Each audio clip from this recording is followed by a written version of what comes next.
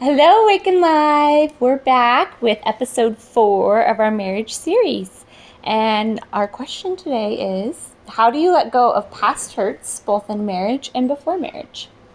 I think you should start with this one. Oh, do you? Yeah. Why? I Because you've don't know. hurt me more? No, Um, I just want you to. well, I think it's just how you orient yourself into marriage.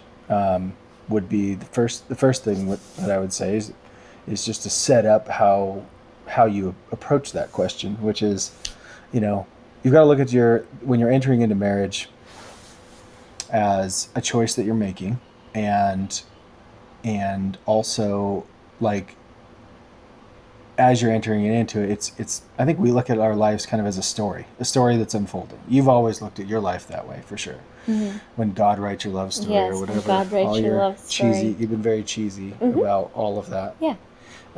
But it is not. It's a great way to actually look at life, because no story is no story has perfect people in it, Mm-hmm. and no story is without conflict and without um, hurts and anything exciting at all.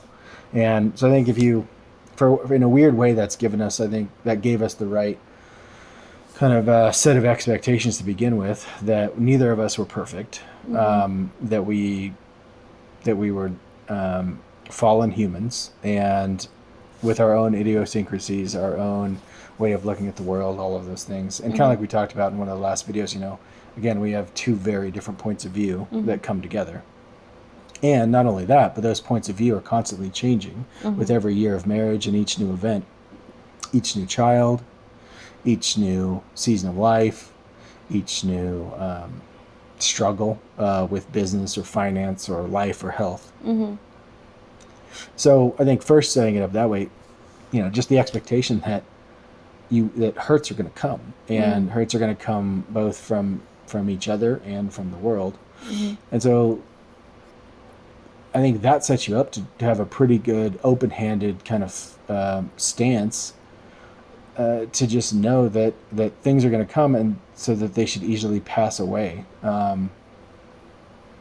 And I've said it, I think, in everything, but again, I think it's growth. I think it's just knowing that you started out a certain way, Mm-hmm. and you are growing into the best version of yourself, through prayer and work, Mm-hmm. and through us working together on things. And so long as you're showing up and putting effort in, then of course we're going to hurt each other every day. Mm-hmm. But you got to have a bit of some thick skin, and just not have the expectation that it's going to be all roses. I guess I've never really understood that, but there's a lot of people that just are shocked by that. Yeah. Yeah. That, oh, it's not just like a Disney story. And again, even a Disney story, all of those elements that I said are present, conflict and hurts and all Mm-hmm. that stuff. So Mm-hmm. yeah, it's a weird Well, thing and that. that's what makes life so much sweeter. If we didn't have those things that are hard, we Mhm. wouldn't enjoy the sweet and the beauty. Yeah, and I think though too, like you've said it, I think you said it in the last video or whatever, but you know, believing that each other's heart is that your heart is for your spouse, and that Mm-hmm. your spouse's heart is for you, is the Mm-hmm. way you put it. Mm-hmm. And what that means is that ultimately, yeah, we're again fallen and hurt each other, but we have each other's best interests and love each other at the Mm-hmm. end of the day. Mm-hmm. And that lets those little things go away, and even big things, to be honest, bigger things. Mm-hmm. I think also, like, we were also, I don't even know how, we didn't even discuss this, but thinking back, we've talked about this before. Like, we didn't even talk about what we had, what kind of physical relationships we'd had with other people, before we got married. Obviously, we We we talked about generically. we talked about it very generically, but it wasn't like we got into the details so that No. we'd have to, you know, um, we just both, we both accepted that we came into our relationship imperfect, Yeah. but with the right heart, and Mm-hmm. therefore that's And I never been think, an issue. and accepted that those things are actually what helped you be the person you are today.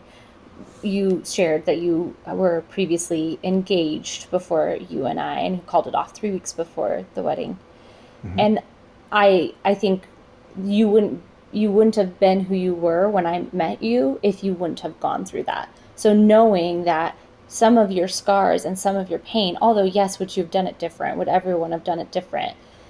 But it is what made you who you were. It's what made you the man that I was falling in love with and made you strong enough to be able to lead me because you've been through some hard things. So I think recognizing that, like, yeah, you have a past, you have things you're not proud of. It may not be as tainted as others, but there is that. And yet we can use that and lord it over each other, or we can say, like, that's how he became the person that is strong enough to lead me, or vice versa, I guess. Yeah. Yes, I think that's a good way to put it. But yeah, I mean, whether that's, again, like, you know, physical relationships before marriage, or other ways of just like a way that you argue that is hurtful, and whatever it is, hurt comes from so many different places, and life is not safe. I mean, even this coronavirus thing is like a big reminder that life is inherently full of risk, and that safe doesn't mean risk free. And so even living in a very safe relationship, doesn't mean that there aren't going to be arrows flying, even internally. And at And times you're going to say things that yeah, are meant to hurt. Like, yes, yep, right. And that yeah, we're going to, yeah, do things that hurt each other. yeah. And so a lot of grace is needed, I think. I mean, so cliche, but, you know, Corinthians 13, like, love is patient, love is kind. It isn't envy, it's not boastful, it doesn't keep records of wrongs. And it's, yeah, that's cliche. I'm sure I botched that, but yeah, that's a cliche saying, although it holds really true. Like, you don't keep records of wrong. And I can remember from really early on, I'm a more sensitive person and I get offended a little bit easy. And I remember in YWAM, it was somebody said to me, when you're supposedly dead to Christ, your life is Christ. Dead men can't take up offenses. And it's kind of morbid to think of it that way, but it was really helpful for me. It's like I can't take up offenses because my life is the Lord's and I am his, and it's not about always being offended. I think that has really helped in our marriage too. Yeah, and I think even just getting into some pretty basic, even psychological, premises of just, you can't control what your partner does, and so you can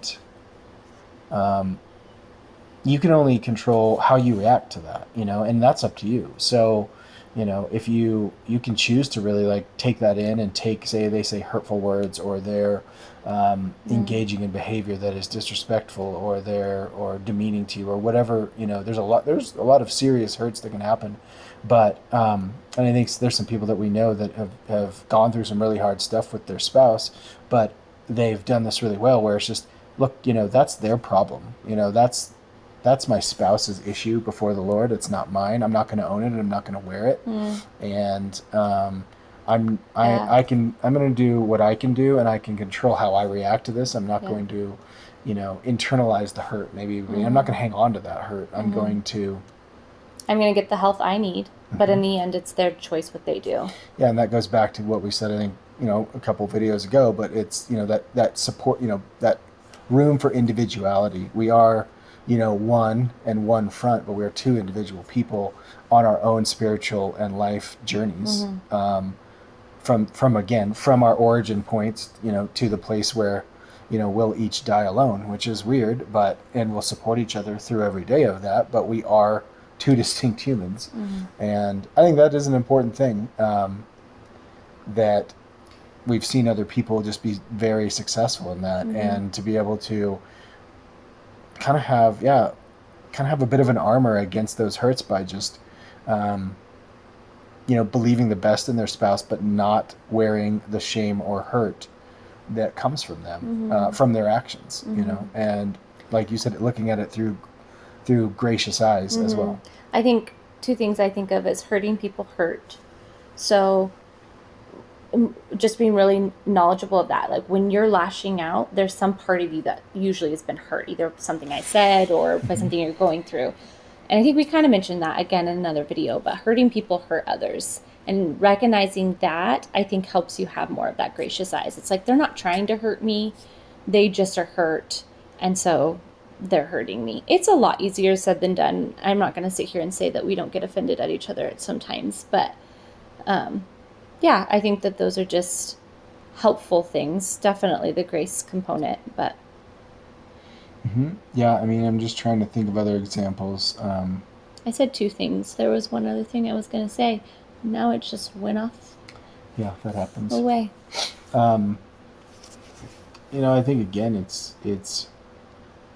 just looking at again the story that you're in. I mean, circling back to that first thing I said, and that again, hurt's a part of life, unfortunately, and it's the instigator for growth. And Oh, I remember. okay, go ahead. I was going to say, I think some of it is also having your relationship so rooted in the Lord, your identity rooted so in the Lord, especially for a woman. But I think a gal, especially for a woman, because I mean, think for men too. But when my identity is so rooted in the Lord, I think the hurts roll off my back a little easier, and the things that are said about me or said mean about me. And this does not even go for our relationship; it's just in general. It helps when I keep going back to the rock and I keep going back to what he says about me. And he calls me beloved, and he calls me loved, and he calls me chosen, and he calls me beautiful. And all of these things are actually scriptures. And I remember those things. I think it makes the hurt from others a lot easier to let roll off your back and not take as your own. Mm-hmm.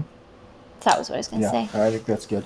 I think that what just hit my brain too is not living, at least for me, and this has always been how I think I've approached things, but it's to not live by the law of should, as in like how things should be. I think that is like a multiplier of hurt.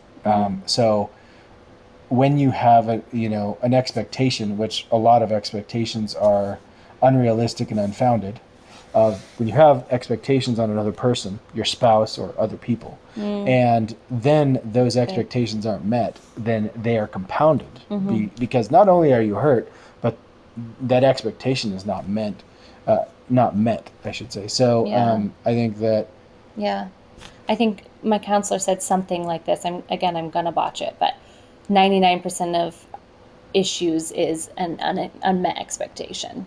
Yeah, and I think that is a lot of the case with hurts in marriage. It should have been this way.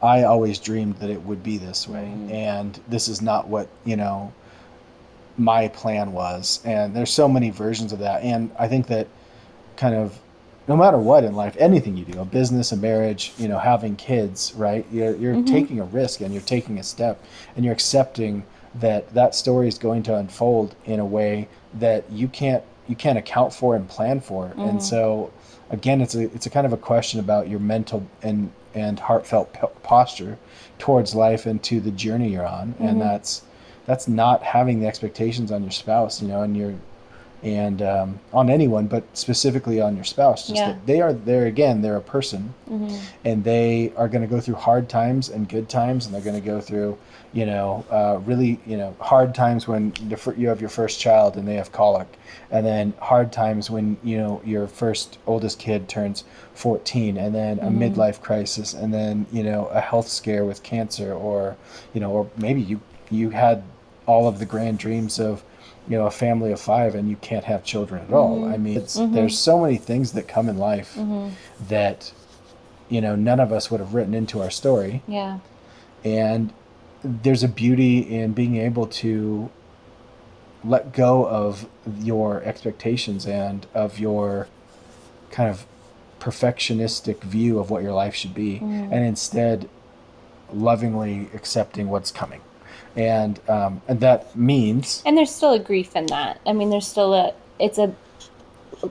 expectations being let down. There's still a grief and a feeling. As a woman, you can still feel that grief and that pain. And I think you should almost to not just push it away, but to heal from it, really. Just kind of grieve what you thought would be, and then even in your marriage. I thought my marriage would be this, and grieve that, and to be able to accept it and grow and make it what it could be Yeah. instead of always what you wanted it to be. I think it also goes back again to when your identity is rooted in the Lord, you are able to not expect as much. I can always tell that when I haven't spent time with Jesus or I haven't been rooted in the Lord, I look to you to fulfill my voids. And that never goes well. You're just human, and it just isn't what it's supposed to be. But when I'm centered in the Lord, when the Lord is filling me, when He's filling those voids, you are my partner. You're not somebody I'm looking to fulfill who I am. Yeah, that's very true.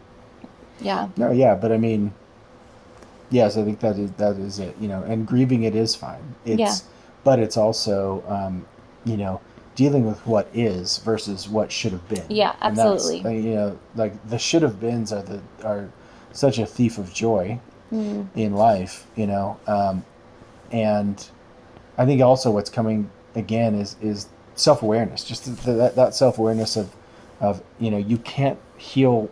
So going back to the hurt, you know, the question of how you just deal with hurt, I think that's another part of it. Is there's so many people also that if you're kind of in a place where you're enabling the, you know, your partner's behavior, or you're maybe even just trying to still bend your life into that narrative you've built for yourself of what your life should have been, then it's harder for you to acknowledge when you are hurt and what those hurts actually are.